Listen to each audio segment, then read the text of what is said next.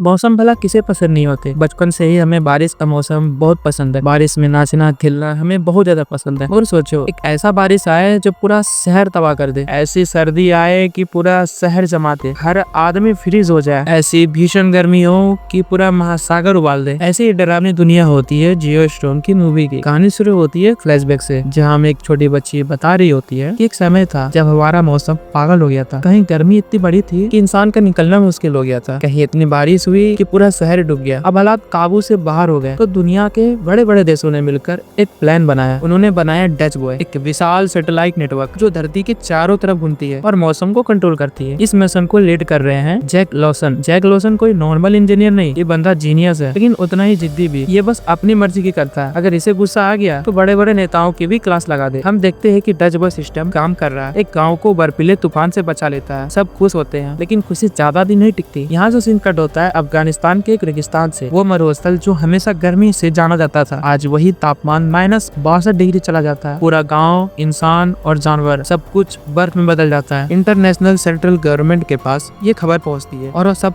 हक्के बक्के रह जाते हैं। सभी लोगों के मन में एक ही सवाल है, क्या डच बॉय खराब हो रहा है? यहाँ एंट्री होती है जैक के छोटे भाई की, मैक्स लॉसन की। मैक्स अपने बड़े भाई जैक से एक मीटिंग के लिए मिलने जाता है और उसे एक बुरी खबर देता है कि उसे डच बॉय प्रोजेक्ट से हटा दिया गया है। यानी वो प्रोजेक्ट जिसे जैक ने ही बनाया, उसे उसी के प्रोजेक्ट से हटा दिया गया है। मैक्स बताता है कि अब सिस्टम की जिम्मेदारी इंटरनेशनल टीम के पास है और जैक को छुट्टी पर जाना चाहिए। जैक नाराज होकर निकल जाता है, उसे बहुत बुरा लगता है। इसके बाद हमें 2022 यानी 3 साल बाद का सीन दिखाया जाता है। डच बॉय फिर से गड़बड़ी कर रहा है। हांगकांग में अचानक धरती का तापमान 100 डिग्री सेल्सियस तक चला जाता है और पूरे शहर में गैस पाइपें फटने लगती है। बड़ी तबाही मचती है। हम देखते हैं कि चैंग नाम का एक इंजीनियर जो मुश्किल से अपनी जान बचाता है, वो मैक्स से कहता है ये कोई टेक्निकल फॉल्ट नहीं, ये किसी ने जानबूझकर किया है। अब मैक्स मजबूरी में अपने भाई जैक के पास जाता है और कहता है मुझे तुम्हारी मदद चाहिए। पहले तो जैक मना करता है, लेकिन जब उसे पता चलता है कि किसी ने डच बॉय के साथ छेड़छाड़ की है तो वो मान जाता है। जैक जल्दी से इंटरनेशनल स्पेस स्टेशन की फ्लाइट पकड़ता है। यहाँ हम देखते हैं कि विशाल सैटेलाइट सिस्टम, सैकड़ों मॉड्यूल और अलग अलग देशों के साइंटिस्ट इसी को ठीक करने में लगे हैं। लेकिन जैसे ही जैक वहाँ पहुँचता है, हमें एहसास होता है कि यहाँ कुछ सही नहीं, कोई ना कोई सिस्टम को बर्बाद करने में लगा है। जैक एक सैटेलाइट से एक बॉक्स निकालता है। वो दरअसल उस अफगानिस्तान वाले सैटेलाइट का है जिसमें गड़बड़ी हुई थी। जैक इसे टेस्ट करने वाला ही था कि धम सा आवाज करता है। सिस्टम में एक छोटा सा विस्फोट होता है और इसका असिस्टेंट स्पेस में उड़ जाता है और वहीं उसकी दम तोड़कर मौत हो जाती है। बाकी के क्रू मेंबर्स इसे सिर्फ दुर्भाग्यपूर्ण हादसा बताता है, लेकिन जैक के दिमाग में शक का तूफान चल रहा होता है। जैक उस ब्लैक बॉक्स को अपने लैब में ले जाकर चुपके से चेक करता है। वो देखता है कि डेटा में कुछ फाइल्स गायब है, कोई उन्हें डिलीट कर रहा है और ये कोई टेक्निकल गड़बड़ी नहीं, ये हैकिंग है। जैक अपने भाई मैक्स को ये मैसेज भेजता है, ये कोई सिस्टम बग नहीं, कोई इंसान जानबूझकर ऐसा कर रहा है। इधर धरती पर मैक्स व्हाइट हाउस में काम कर रहा है।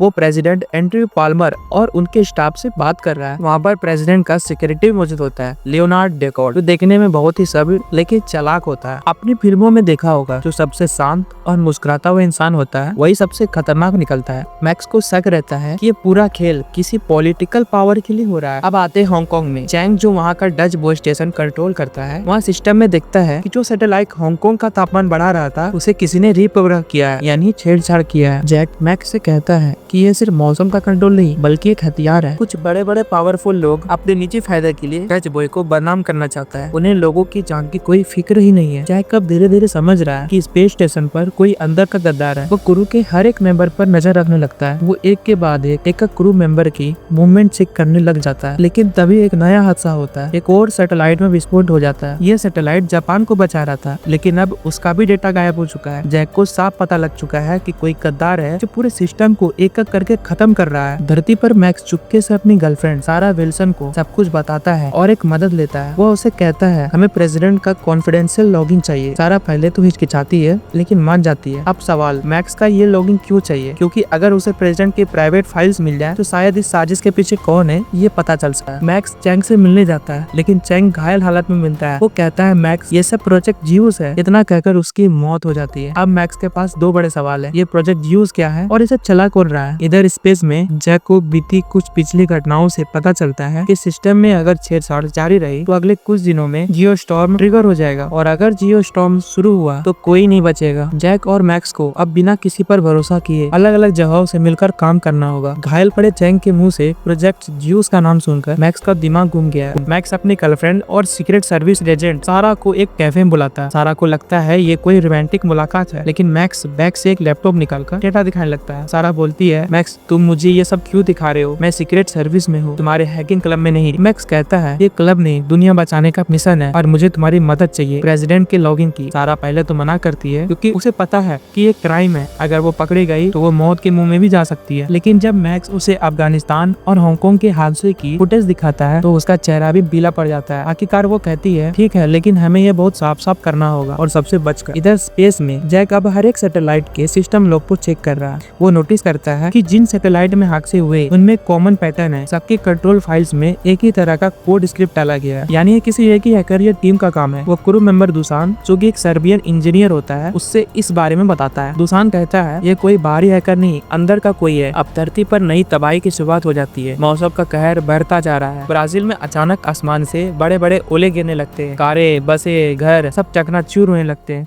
रूस में पूरा शहर बिजली गिरने से जल उठता है और भारत के मुंबई में इतनी तेज लहरें आती है कि पूरे मरीना ड्राइव को बहा ले जाती है। सारा की मदद से मैक्स व्हाइट हाउस के सर्वर में लॉगिन करता है। वो पाता है कि प्रोजेक्ट यूज असल में एक वेदर वेपन प्रोटोकॉल है। अगर इसे एक्टिवेट किया जाए तो डच बॉय किसी भी देश के मौसम को टारगेट करके तबाह कर सकता है। मैक्स के हाथ एक शॉकिंग फाइल लगती है। उसमें लिखा होता है, target Tokyo, Madrid, Dubai, next Orlando, New York, यानी अगला अटैक अमेरिका में होने वाला है। जैक सैटेलाइट मॉड्यूल में चेकअप कर रहा होता है कि अचानक रिमोट सिस्टम एक्टिव हो जाता है और मॉड्यूल के दरवाजे लॉक हो जाते हैं। टेम्परेचर तेजी से गिरने लगता है, सीधा -80 डिग्री। जैक रेडियो पर चिल्लाता है, कोई मुझे बाहर निकालो, कोई मुझे बाहर निकालो। दुसान और बाकी क्रू मेंबर मिलकर इसे बाहर निकालते हैं, लेकिन अब जैक का शक पक्का है, ये कोई छोटा मोटा हैकर नहीं। वो एक डिनर में जाता है जहाँ प्रेसिडेंट और सारे टॉप ऑफिसर्स मौजूद होते हैं। डेकार्ड, यानी वही वो स्माइल करने वाला सेक्रेटरी, उसे घूरता है और मैक्स के कार में कहता है, कभी कभी थोड़ी सी तबाही बड़ी पावर ला सकती है। ये सुनते ही मैक्स तो समझ गया, ये बंदा ही मीठा जहर है। जैक एक डेटा ट्रेस करता है और बताता है कि हैकिंग कमांड सीधे स्पेस स्टेशन के अंदर से भेज जा रहे हैं। अब काउंटडाउन शुरू होता है। ये स्टॉप ट्रिगर होने में सिर्फ 2 दिन बचे हैं और ऊपर नीचे दोनों जगह खेल तेज हो रहा है। अब न्यूज आने भी स्टार्ट हो चुकी है। टोक्यो में सुनामी जैसे लहरें जो पूरे मेट्रो स्टेशन को निगल रही है।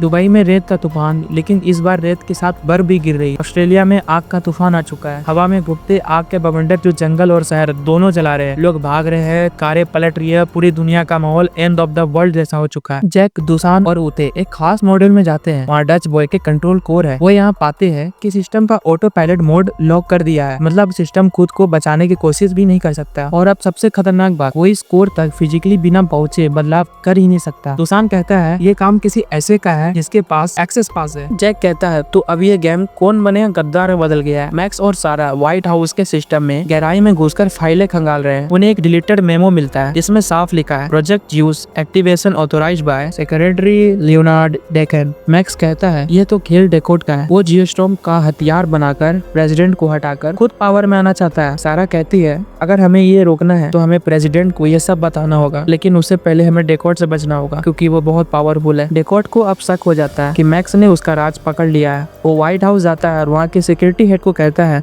मैक्स को नजरों से ओझल मत होने देना, अगर जरूरत पड़े तो अस्थायी रूप से साइलेंट कर देना। जैक दुसान के साथ मिलकर एक सैटेलाइट को मैनुअली रिप्रोग्राम करता है ताकि वो आगे हैकिंग कमांड न ले सके, लेकिन ये बहुत रिस्की है। मॉड्यूल का दरवाजा ठीक से बंद नहीं होता और बाहर का स्पेस वैक्यूम धीरे धीरे अंदर घिसने लगता है। मैक्स सारा के साथ राष्ट्रपति तक सबूत पहुँचाने निकलता है, लेकिन जैसे ही वो हाईवे पर होता है, एक काली SUV उनका पीछा करती है। बहुत सारी गोलीबारी होती है, कारें आपस में भिड़ती है, मगर आखिर में सारा अपनी ड्राइविंग स्किल से पीछा छुड़ा लेती है। जैक आखिरकार हैकिंग लॉग्स को क्रॉस चेक करता है और पता चलता है कि असली गद्दार है Dunker Taylor, British technical officer. ये डंकर टेलर डेकार्ड का राइट हैंड है जो ऊपर से सिस्टम को कंट्रोल कर रहा था। जैक उसे पकड़ता है, लेकिन डंकन कहता है, अब बहुत देर हो चुकी है, तुम मेरा कुछ नहीं बिगाड़ सकते, जियोस्टॉर्म ट्रिगर हो चुका है। सारा एक पब्लिक इवेंट में जाते हैं और वहाँ पर प्रेसिडेंट पॉल्मर को ढूंढते हैं, लेकिन सिक्योरिटी इतनी टाइट है, ऊपर से डेकार्ड के लोग हर जगह है। आखिरकार सारा अपनी सीक्रेट सर्विस अथॉरिटी का इस्तेमाल करके प्रेसिडेंट को एक प्राइवेट रूम में ले जाती है और मैक्स उसे प्रोजेक्ट ज्यूस का सच दिखाता है। प्रेसिडेंट चौंक जाता है, डेकार्ड ये सब मेरे नाम पर कर रहा था। यहाँ स्पेस में जैक और दुसान अब आखिरी कोशिश में लग जाते हैं, सिस्टम का मैनुअली रीसेट करते हैं, लेकिन रीसेट सीक्वेंस चालू करने के लिए किसी को कंट्रोल कोर में रहना होगा और रीसेट पूरा होते ही कोर डिस्ट्रैक्ट हो जाएगा, यानी जो भी कंट्रोल कोर में रहेगा उसकी मौत तय है। अब इधर दिखाया जाता है कि जियोस्टॉर्म शुरू होने में सिर्फ 1 घंटा बचा है। दुनिया भर में मौसम मौसम का पागलपन चरम पर है। न्यूयॉर्क में बर्फीला तूफान और बर्फ की कड़क साथ साथ दिखती है। रियो डी जेनेरो में इतनी तेज गर्मी आती है कि बीच का पानी उबलने लगता है। लंदन में सुनामी जैसी बाढ़ जिसमें बिग बैन तक डूब गया है। इधर हमें स्पेस में दिखाया जाता है कि ये तीनों रीसेट सीक्वेंस तैयार कर रहे हैं। समस्या ये है कि ये प्रोसेस स्पेस स्टेशन के कंट्रोल कोर में मैनुअली करना होगा और रीसेट होते ही कोर ऑटो डिस्ट्रैक्ट हो जाएगा। दुसान कहता है किसी को यहाँ रहना होगा और बाहर निकलने वाला कोई रास्ता नहीं होगा। तो फिर जैक कहता है कि मैं रुकूंगा, ये मेरा ही सिस्टम है, इसे मैंने ही बनाया, मैं ही अपना बलिदान दूंगा। इधर स्पेस में जैक कोर रूम में है और रीसेट सीक्वेंस शुरू करता है। सिस्टम बताता है अगले 5 मिनट में ऑटो डिस्ट्रक्शन स्टार्ट हो जाएगा। तभी डंकन वापस आता है और जैक को रोकने की कोशिश करता है। दोनों में फाइट होती है जिसमें जैक उसे लॉक के बाहर फेंक देता है। अब जैक पूरी तरह से अकेला है। टाइमर टिक टिक हो रहा है। इधर मैक्स जैक को धरती से फाइनल ओवरराइड कोड भेजता है। जैक को कोड तो मिल जाता है लेकिन एक सबसे बड़ी प्रॉब्लम है, उसे इसे मैनुअली एंटर करना होगा और टाइम बहुत ही कम है। वो पसीने में भीगते हुए कोड डालता है। अगर सही समय पर कोड नहीं डाला गया तो होने वाले विस्फोट से जैक के चितड़े उड़ जाएंगे। आखिरी सेकंड में जैक एंटर बटन दबा देता है। पूरी स्क्रीन हरी हो जाती है। System reset complete. दुनिया भर में मौसम धीरे धीरे शांत होने लगता है। बर्फ पिघल रही होती है, लहरें थम रही है, आसमान धीरे धीरे साफ हो जाता है। लेकिन कोर अब ऑटो डिस्ट्रक्ट मोड में है। जैक के पास बाहर निकलने के लिए कुछ मिनट है। जैक स्पेस स्टेशन के इमरजेंसी पोर्ट की तरफ भागता है लेकिन रास्ते में आग और विस्फोट हो रहे हैं। उते और दूसान पोर्ट में पहले से तैयार है और जैक का इंतजार कर रहे हैं। आखिरी पल में जैक कूद कर पोर्ट में आता है और साथ ही में वो सेंट्रल कंट्रोल कोर तबाह हो जाता है। पूरी की पूरी स्पेस स्टेशन आग के गोले में बदल जाती है। पोर्ट धीरे धीरे धरती की ओर उतरता है और हमारे तीनों हीरो बच जाते हैं। मैक्स, सारा और राष्ट्रपति न्यूज में बताते हैं कि जियो स्टॉर्म को रोक दिया गया है और सिस्टम अब सुरक्षित है। जियो स्टॉर्म की मूवी यहीं समाप्त होती है। अगर आपको हमारी एक्सप्लेनेशन पसंद आई है और आप चाहते हैं कि हमारे द्वारा बनाई गई वीडियो दोबारा आप तक पहुंचे तो हमें सब्सक्राइब जरूर करें। हमें सब्सक्राइब करने पर हमारे द्वारा लाई गई हर एक वीडियो आपके यूट्यूब के होम स्क्रीन पर हमेशा दिखती रहेगी।